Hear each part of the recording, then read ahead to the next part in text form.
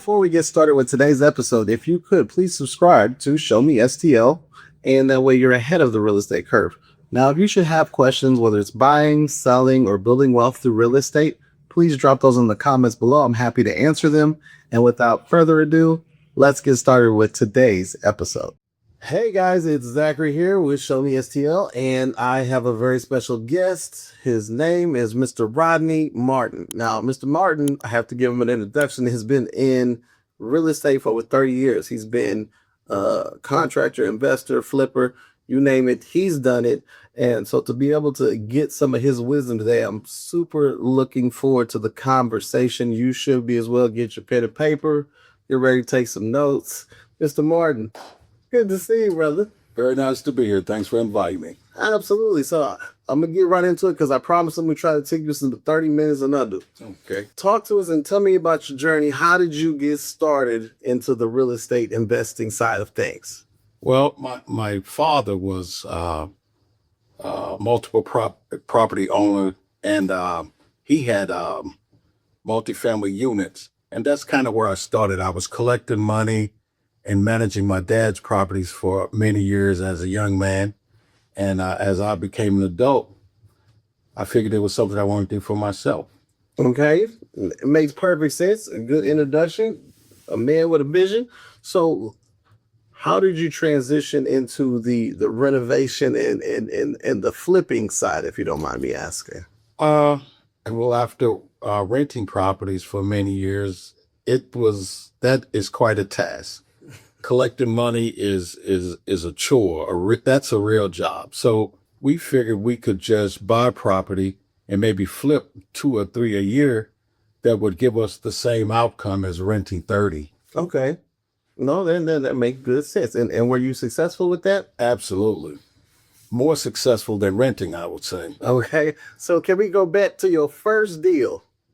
Your first real estate deal. What did that look like, if you don't mind me asking? When you say my first deal as a real estate agent or flipping? In the flipping side. So, Okay. that way it paints a narrative for the person that's watching or listening to this, and they want to do it, but they don't like. Yeah.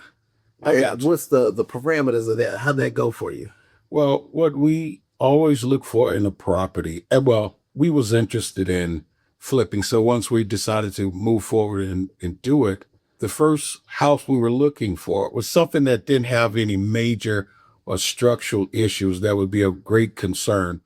We were looking for something that was primarily cosmetics. Okay. And really just need a facelift. And you'd be surprised at something as simple as really good detail to yard maintenance and just general cleaning and maintenance and upkeep of a property, and dealing with the cosmetics, some paint and some minor changes, but nothing major. That's what we was looking for in our initial flip, which netted us about $17,000. And how much did you put into that? We put about $20,000 in, and that's everything. That's labor, material. I believe that property was purchased at a price of about $35,000, and 20, and after everything was paid, we probably took home about $17,000, Which is a lucrative deal. How long did you have the property? less than 90 days, and that is always our formula. Right from the beginning, it's always been on the purchase, the rehab, and the resale.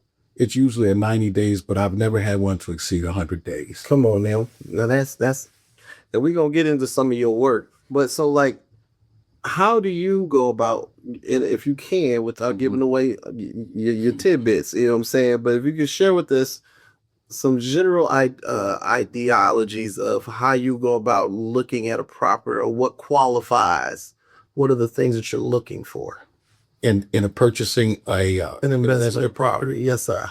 kind of like what I initially said, we've gotten better. We've matured in the business and can tackle things that is of greater concern in a house. But primarily, if you're starting out in this business, look for the main components that would be very costly to you. And that would be a roof, that would be plumbing issues, that would be foundation of structural issues or electrical problems. Those things it's essential to ensure that these things are in fairly good condition prior to you purchasing, because it can be extremely costly and blow your budget out and make a good deal a bad deal. I heard that loud and clear. So, what would you say is, because you kind of just spoke on it, like you've gotten better over time with this. So, what's an area or a specific focus that you've improved on from where you first started to now? You have a better eye for, is it location selection, or is it just identifying problem areas? Where would you say Okay. you stand out at? Okay. Well, amazing about real estate. If you create something beautiful and provide that need, amazing real estate sells in all areas. Yeah. And with a lot of things that may shy some people away from a different area, but that property will sell and it can be profitable if you buy it at the right price. And that's something that we have evolved in. We started out in the little city of Hillsdale, which is it's a community that has a lot of needs, but we were profitable in buying and selling 4 houses on one street there. And then we moved up to a community that we think was an upgrade and would probably have more potential buyers, from Jennings, the city of Jennings, to the city of Florissant, all the way out to out in West County, O'Fallon. So that's our progression.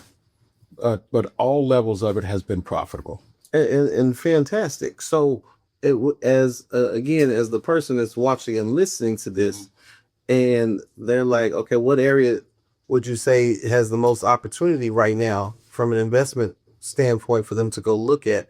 What would you suggest? Well, in my opinion, and this may be strange to some, but I prefer areas that is a little more. There's lots of opportunity to buy property at low numbers and invest small numbers. When you talk about renovating an entire house or preparing it for the market and spending $20,000 to $25,000, that's unheard of. But that is very doable in North County. North County has a number of municipalities that properties can be bought in the neighborhood of $50,000 with a $25,000 investment with regards to material and labor, and that property can still net you, in some cases, $50,000 on the sale. That sounds like a very profitable situation to be in. North County has all of that available. Now, how do you go about deciding when you look at properties, which ones are worthy versus which ones to skip? Like, if you, let's say hypothetically, you find one, you like it, you buy it, but then you discover something, how does one go about navigating that situation? Well, and I think I mentioned earlier, you really have to do your homework prior to purchase. And that would include something as simple as the sewer line, having a camera inspection to determine whether or not there may be a collapsed line, there may be foundation cracks. If it's something that's just a hairline, can be repaired cheaply, or something that you're going to have to do some actual jacking and digging. Yeah. My point is, you can't know everything about every situation. We use the resources of other professionals to ensure we're getting a good property for our money. So you're definitely doing a thorough inspection before you pull the trigger. Because once you pull the trigger, it's a done deal. It's a done deal. Because you're seeing, and I'm not going to say it a lot, but you see all these HGTV shows, Yes. And they buy a house, and then 2 months later, 90 minutes later, that house is redone. Right. And then people are doing that, not doing the work. And then they're finding themselves stuck with the unfinished house, the budget's blown through. And it's like, you got to figure out what to do and how to manage that. Yes. You know what I mean? So definitely avoiding that would be ideal. And then, like I said, if you don't mind me just re-emphasizing this point, you personally, or me personally, I can't know everything about this property. I got a pretty good idea in terms of what I see and what the potential is. But if I see something that concerns me, I will bring in a third-party professional. Understood. No ego. Mm-hmm. So in terms of how would you go about balancing the upgrades with cost efficiency? So on the one hand, you got a bathroom, you got the kitchen that's outdated, and maybe you need some new flooring. How are you going about making the decisions of which one to do, not do, what's going to give you the biggest return on your money? If you could kind of give some life to that and help a buyer again that might be finding themselves in that situation. Mm-hmm. I don't know which one I should do. Right. Well, the classic two that everybody choose to do is obviously the kitchens and bath. Yep. And that honestly, that still holds true. That's where your money is best spent, and the surety of getting that return, making it a profitable deal. But in terms of everything else in the property, there's not much you can do to a bedroom. Yeah. But paint it, make sure it's in really good shape, no patches and whatnot on the wall that can be, an eyesore. Money's best spent, kitchen, bath, and everything else is just, cleaning it up really nice and making it presentable. Fair enough. Now, what would you say is a realistic time frame? Not for you, because you above average, right? But for your competitors to complete a flip. Some people say a year, some people 6 months. You know what I'm saying? Yes.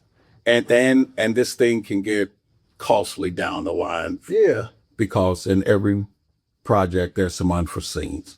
So I can understand how it can kind of run long. But that's why I really try to stay away from things that may have some structural or real concern that's going to be real costs and real time. Yeah. Because when you set up with a third party to address something that you can't address, they have to schedule you in, and they may be weeks or months out. Yeah. So I wouldn't suggest taking on things that is too challenging, because there's a lot of properties out here. There's a lot of opportunities out here where you can choose that don't have those problems. And that makes good sense. Now, let's see if we can continue to help out our listeners a little bit more. So what are some mistakes to avoid that you've seen, heard, or see that people make commonly in today's investing world? Back to emphasizing the point of not getting professional opinions about certain things. And something as simple as that I didn't mention, a termite inspection. Come on. Because I have had property myself that we bought when it looked absolutely perfect. We did everything with the exception of a termite inspection. And that when we actually get in and start working, we realized that an entire wall on the garage, the exterior wall, was completely infested with termite. And we had to tear out the entire side of the house and replace a wall. And an entire 2-car garage wall. So that was unexpected. It was A heck of an expense. an expense and time consumed. Yeah. On a project that we would like to be out of in 4 to 6 weeks. But more importantly, I would just continue to emphasize, do your homework and due diligence to ensure you're getting something that's not going to be costly down the line. And it sounds like you're speaking from experience. I am. So if you don't mind sharing with the audience, what's the biggest mistake that you've made in an investment throughout your career? Sometimes the mistake would be not paying attention to seasons. You have to take everything into consideration. Okay. And so one problem that I had with just one property, the time of year that we bought it, and we rushed through it to get it done, and it was done perfectly. But the time of year, it was around the holiday season. It's done.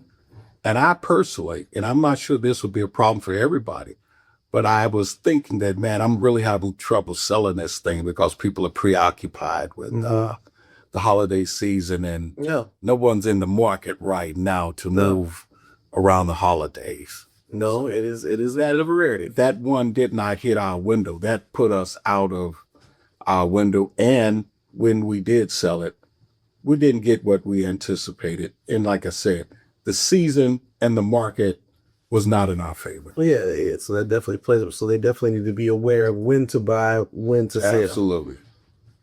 So, And understanding the market is what I'm saying. well, yeah, that's where I come in. I'm just going I'm here for you. So for beginners, starting with limited funds, how should someone with limited funds approach their first real estate investment? What would be your advice to that person?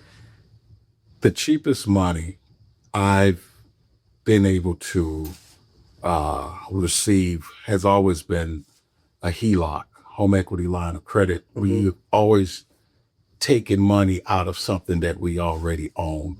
That's the cheapest money to borrow. And when you say cheapest money, could you explain for them just in case they don't know? Oh, percentage wise, Yeah. that money that you borrow against something that you already own is going to be at least 2 percentage points less than what you can borrow to A bank. yes, at least 2.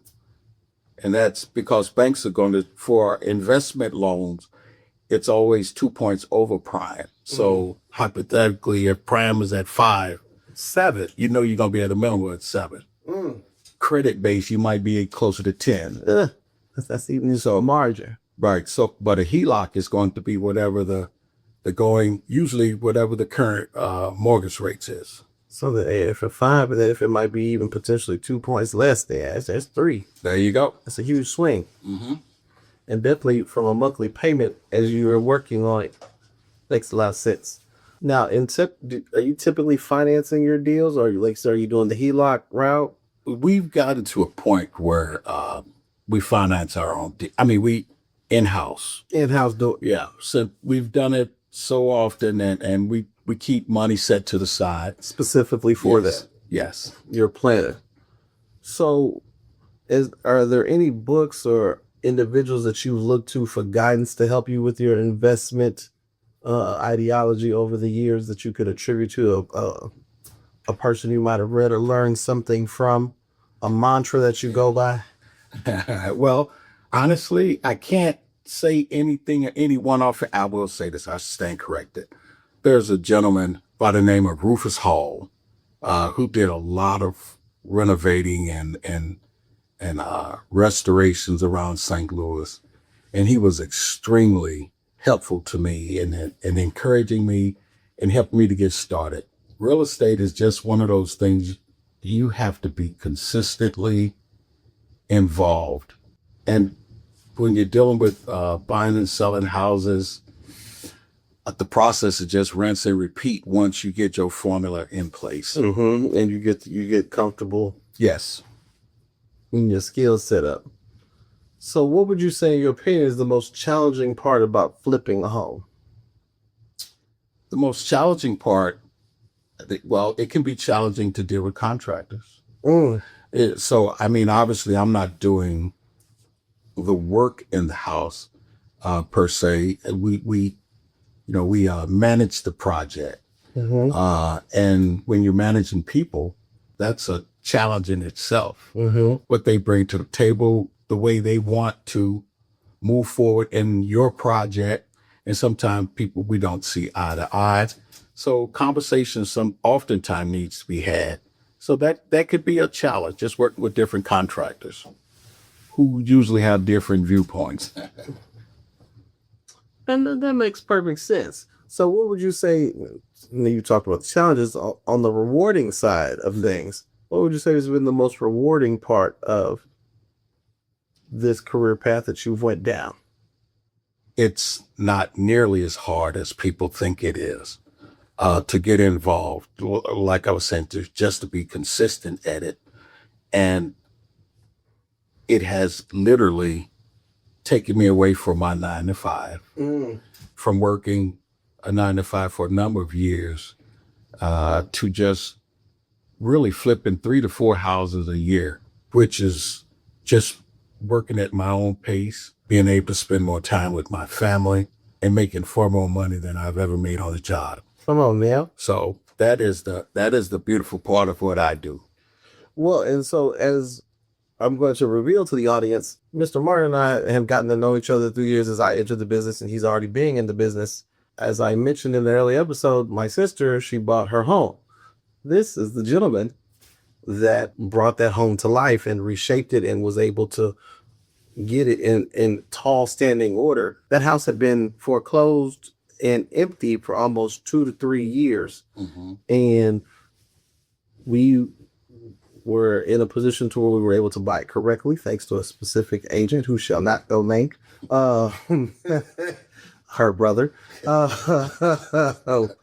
And, you know, with a small investment of about that 35 to 40 grand, was able to completely redo her home and did it within a 7-week time frame. You know what I mean? Like, incredible to go from where it was to where it is. Her moved in, done, passed occupancy inspection, and in a great space. So when I bring this gentleman on in front of you and I'm sharing some of his wisdom, it's from experience. We hired him, he executed, and he was able to help craft the home my sister envisioned. So I know firsthand the quality of work is there, the attentiveness is there. He is on site to make sure things are going correctly and making adjustments as they are needed. So kudos to you, because everything you stated, you deliver on tenfold. So let's talk about 2026, though. What's on the agenda for you this year? Is there a goal or a plan, metrics-wise, that you have for yourself? And, you know, after 30 years, you know, one would think maybe you want to slow down, but it seems like you gearing up. I am gearing up, and we've been very fortunate to purchase a property this past January 5th, meaning we are right at the beginning of the year. We've got our first property. We want to be 90 days in. We hope to do another 4 properties for the year. And that may sound like, oh, if these guys are only doing 3 to 4 properties a year or 5. I have a small crew of just 3. And what we're able to do pays all of our bills. Everybody's eating. It's been very prosperous for us. But obviously, the good thing about where we are in 2026 is we are doing things at our own pace. Yeah, we're doing it at our own pace, and we're being successful at it. And success comes from within. You know, we do a good job, and we're very pleased with the results. And again, I don't want to gloss over the fact that your pace is almost double the pace of what you can get from a contractor right now. Yeah. You have individuals that are hiring contractors and they're a year out from being able to do the job. That's right. And that's the point I'm making. We don't put too much pressure on ourselves to try and do more than we can handle. Absolutely. In a timely manner. Yeah. Because again, 6 to 7 weeks and you're done. And that means touching everything in a house. Yeah. From the floors to the walls, the ceilings, light fixtures, bathroom, kitchen, you know, even painting in closets, with nothing goes untouched. And that's why, you know, some contractors start one job and they will start another and they'll take money from this job and I got money from this job. Around people to pay for. And I'm holding you up because I'm working over here. I have an emergency over here, so I can't get back to you. We don't do that. We literally do one house at a time. And all of us concentrate our efforts in getting it done. So, I mean, that formula has worked for us. And 2026, that's how we moving forward. Understood. And if you should find yourself needing his services, we're going to get to the plug. Please reach out to me and I could put you in contact with some artists and you could get on that list and you could be that 3rd or 4th house. You're only doing 5 now, so there's no sense in waiting. Reach out to me. Now, for the other individual that's watching, that's wanting to enter the real estate market this year, do you have a word of advice for them? This is my advice with regards to real estate. You will absolutely love it. And another really good thing to remember, you don't have to be one-dimensional in real estate. Real estate, you can do property management, property sales, restoration, renovation. It literally Demolition. demos. It's just so many things to do it. Once you get in the field of real estate and start feeling your way, you'll see that there's a number of opportunities that go beyond just buying and selling houses. Well, Mr. Martin, I thank you for sharing your time with us today. It's been our pleasure. I think it was very insightful. Hopefully you guys got some gems that you can apply. And of course, if you have questions, I invite you to send them my way. And if it's not necessarily for me and it's for Mr. Martin, please still send them my way and I will forward them on and we will get back to you in rapid succession. But these are the conversations that we're having. And if there's something that we didn't touch on that you have interest in or want to know, please don't hesitate to reach out. But that is it for this episode. Catch us again next Tuesday and have a good night. And again, that is Show Me STL Podcast.